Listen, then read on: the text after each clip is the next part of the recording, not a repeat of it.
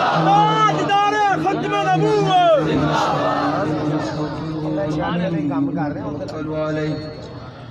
ونعوذ بالله من شرور أنفسنا ومن سيئات أعمالنا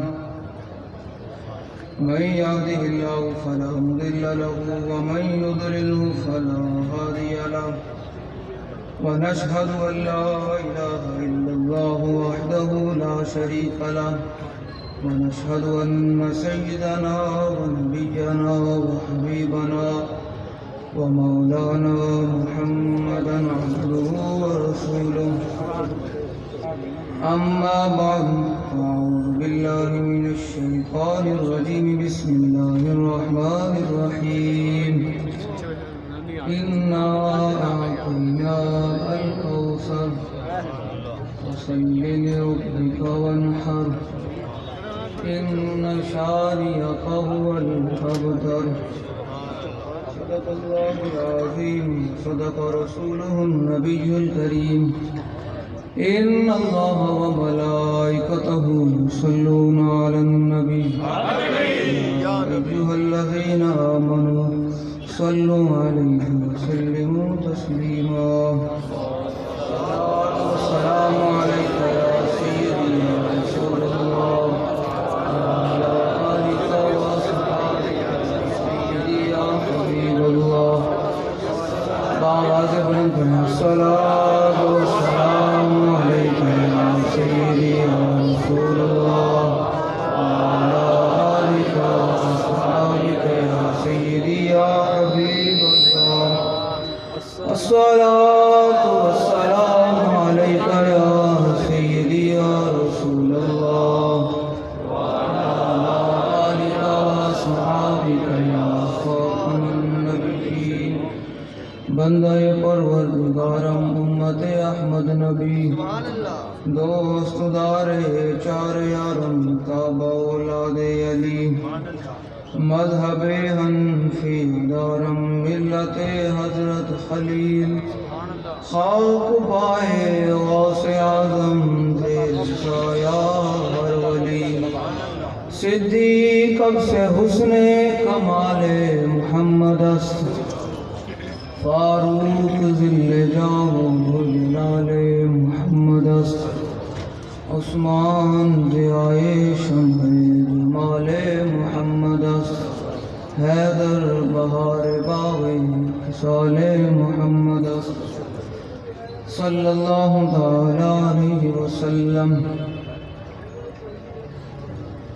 زمین و زمان تمہارے لیے مکین و مکان تمہارے لیے چنین و چنا تمہارے لیے بنے دو جہان تمہارے لیے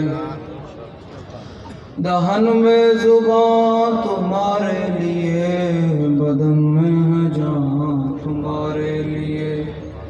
ہم آئے یہاں تمہارے لیے لوٹے بھی وہاں تمہارے لیے حضور نور شافع یوم شور صلی اللہ تعالی علیہ وسلم نے فرمایا جو میں دین دے کر جا رہا ہوں اس کا دن بھی دن ہے اور رات بھی دن ہے حضرت عمر رضی اللہ تعالیٰ عنہ نے فرمایا کہ اشک الولاۃ من شقیت بہ رعیتہ آپ نے فرمایا حکمرانوں میں سے بدترین حکمران وہ ہے جس کے ہوتے ہوئے اس کی رعایا جو ہے وہ بدبخت ہو جائے حکمرانوں میں سے سب سے بڑا بدبخت حکمران وہ ہے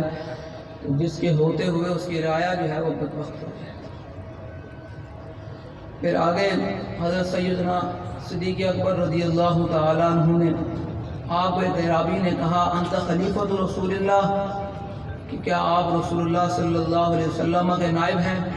آپ نے فرمایا نا تو ایک ہی گل کر دیتی حضور کا بھی کوئی نائب ہو سکتا آپ نے فرمایا نہیں انت خلیفۃ رسول اللہ نہیں فرمایا انت خالفۃ رسول اللہ